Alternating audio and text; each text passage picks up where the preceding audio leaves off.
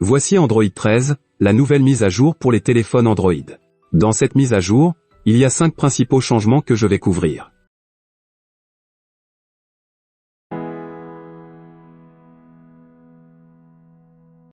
Le premier changement est au niveau du presse-papier lorsque vous copiez et collez dans Android. Désormais, lorsque vous copiez quelque chose, une nouvelle boîte apparaît dans le coin inférieur gauche de l'écran, qu'il s'agisse de texte, d'une adresse, d'une URL ou de tout ce que vous copiez. Lorsque vous copiez du texte, le téléphone vous donne un aperçu avec la possibilité de taper sur cette case pour modifier le texte que vous venez de copier.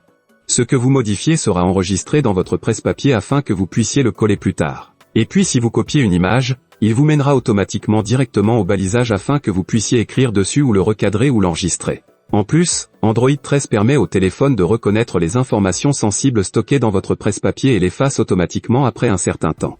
Il y a également des nouveautés dans le monde des tablettes dans cette mise à jour Android 13 avec une même fonctionnalité de presse-papier. Le second changement se trouve au niveau de la sécurité et de la confidentialité en général.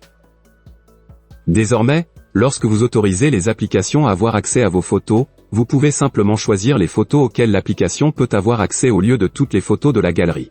Les notifications sont désormais optionnelles. Les applications doivent demander la permission avant d'envoyer des notifications au lieu d'être autorisées par défaut. Il y a aussi un indicateur d'applications actives en bas du curseur de notification. Cela vous permet de voir les applications qui sont actives et de les fermer pour préserver la batterie de votre téléphone. Le troisième changement se trouve au niveau de l'audio. Ainsi, Android 13 prend désormais en charge par défaut l'audio spatial et le Bluetooth pour une meilleure qualité audio à faible consommation d'énergie et à faible latence. Le quatrième changement est vraiment intéressant.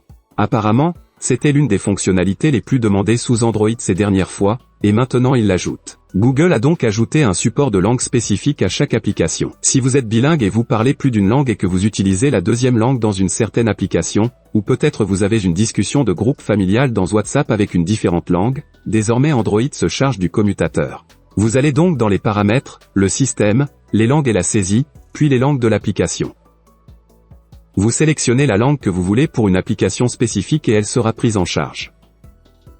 L'ensemble de l'interface utilisateur va devenir la nouvelle langue juste pour cette seule application.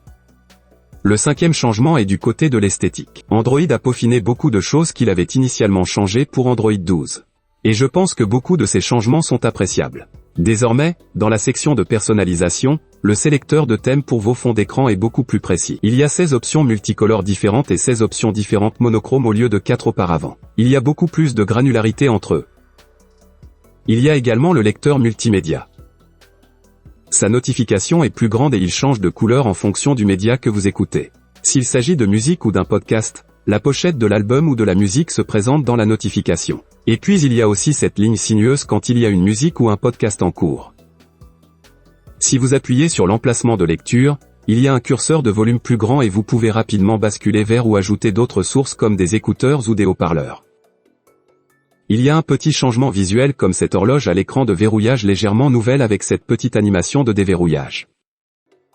Le raccourci pour accéder aux paramètres a été déplacé du milieu au bas des réglages rapides pour être beaucoup plus joignable. Et la barre de geste en bas est maintenant légèrement plus grande et plus épaisse. Tous ces changements rendent votre Android plus fluide et optimisent votre productivité. Merci d'avoir regardé. N'oubliez pas de vous abonner. À plus.